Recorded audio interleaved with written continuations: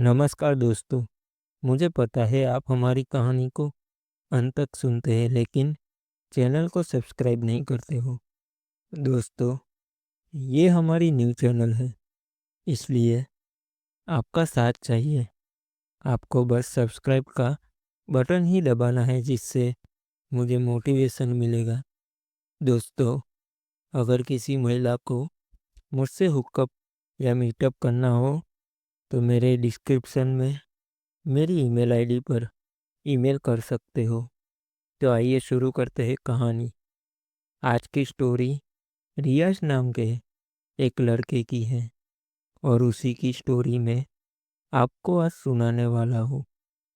मेरा नाम रियाज है।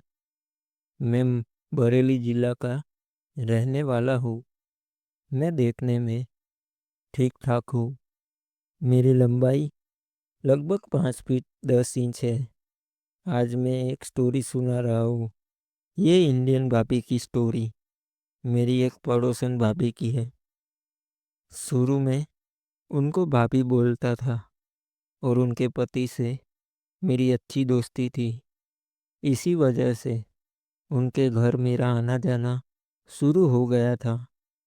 मेरे ऊपर उनके पति विश्वास करते थे, क्योंकि मैं उनके पति के विश्वास पर कई बार खरा उतरा था। भाभी के साथ मेरी बातें बढ़ना शुरू हुई तो हमारे बीच आत्मीयता बढ़ने लगी थी। ऐसी हम दोनों मोबाइल पर भी बातें करने लगे थे। मैं भाभी के साथ चैट भी करने लगा था। उन्हें फनी जोक्स भेजता रहता था। भाभी से मेरी फ़ोन पर बातें बढ़ने लगी थी। अब तो ऐसा हो गया था कि टाइम का कुछ पता ही नहीं चलता था कि हमें बातचीत करते हुए कितना टाइम हो गया। भाभी भी मज़े से मेरे जोक को लेकर मुझसे बातें करती। इसी तरह से बातों ही बातों में हम दोनों खुलते चले गए। भाभी के पति के साथ उनकी लाइफ कैसी चल रही थी, ये बातें भी होने लगी थी। अब तो हम दोनों एक दूसरे से फ़ोन और वीडियो कॉल भी करने लगे। हम दोनों को एक दूसरे पर विश्वास था, इसीलिए एक दूसरे की बातें हमारे बीच तक ही सीमित रहती थी। एक दिन ऐसी ही वीडियो कॉल पर बात करते हुए मैंने उनसे कहा, भाभी क्या बात है आज? आप बहुत मस्त लग रहे हैं। ऐसा लग रहा है जैसे 20 साल की कुंवारी लड़की। भाभी बोली, कहाँ यार, अब मेरे 3 बच्चे हो गए हैं। मैंने कहा, अरे भाभी, अभी भी आप 20 साल वाली को भी हरा दोगे। मैं हंसकर कहा, दे, देखा कि अब तो आपको मेरा सहारा बचा है। किसी दिन बुलाओ, मैं आपकी सेवा कर दूँ। भाभी उदास थी। मैंने मजाक में कहा, भाभी जी क्या बात है, झगड़ा हो गया क्या? बड़ी उदास दिख रहे हो। क्या हुआ ऐसा भी? भाभी फ़ोन पर ही रोने लगी। वो बोली, आज 2 महीने हो गए हैं उनसे बात किए बिना। वो मुझे समय ही नहीं देते हैं।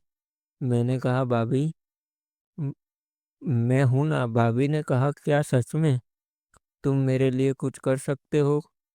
2 दिन बाद भाभी का फ़ोन आया कि आज मैं अपनी सहेली के घर जा रही हूँ। अगर तुम्हें मुझसे मिलना है तो उधर ही आ जाओ। मैंने कहा, जी। अभी मुझे भाभी की सहेली के घर का मालूम था कि वो किधर रहती है। मैं फट से भाभी की सहेली के घर आ गया। वहाँ पर भाभी और उसकी सहेली की बेटी दोनों बैठे हुए थे। भाभी ने कहा, बातें करो, मैं आती हूँ। और वो चली गई। हम दोनों उधर बैठ गए और ऐसी ही बात करने लगे। भाभी गजब की लग रही थी। मैंने कहा, क्या बात है भाभी, कितने दिनों बाद मिले हैं? भाभी बोली, हाँ काफ़ी दिन बाद बीत गए। फ़ोन पर तो बहुत बातें करते हो और सामने हो तो कुछ बोलते ही नहीं। कुछ देर बाद भाभी बोली, आज सच में तुमने मुझे ज़िंदगी का सबसे अच्छा पल दिया है। मैंने कहा अभी आपको बहुत सालों का सुख पूरा करना बाकी है। वो मेरी बात सुनकर बहुत खुश हो गई। बाद में भाभी से बोला, और कोई ख्वाहिश है तो बताओ। वो बोली, जिसके घर में हम दोनों आए हैं उसको भी कुछ परेशान प्रसाद दे दो। मैं समझ गया और भाभी से कहा कि अपनी सहेली को भी बुला लो। उन्होंने अपनी सहेली को बुलाया और खुश खुद चली गई। भाभी बोली, हम दोनों अब से किसी और से तुमको शेयर नहीं करेंगे। तुम सिर्फ हम दोनों के हो। उनके चेहरे की स्माइल और खुशी देखकर तो मुझे बहुत अच्छा लगा कि सच में किसी को भी खुश कर सकता हूँ। अब जब भी हम तीनों मिलते हैं खूब बातें करते हैं। उस वक्त उनकी सहेली भी हमारे इंतज़ार करती है। मैं उन दोनों के साथ बड़े आदर से पेश आता हूँ। तो दोस्तों, कैसी लगी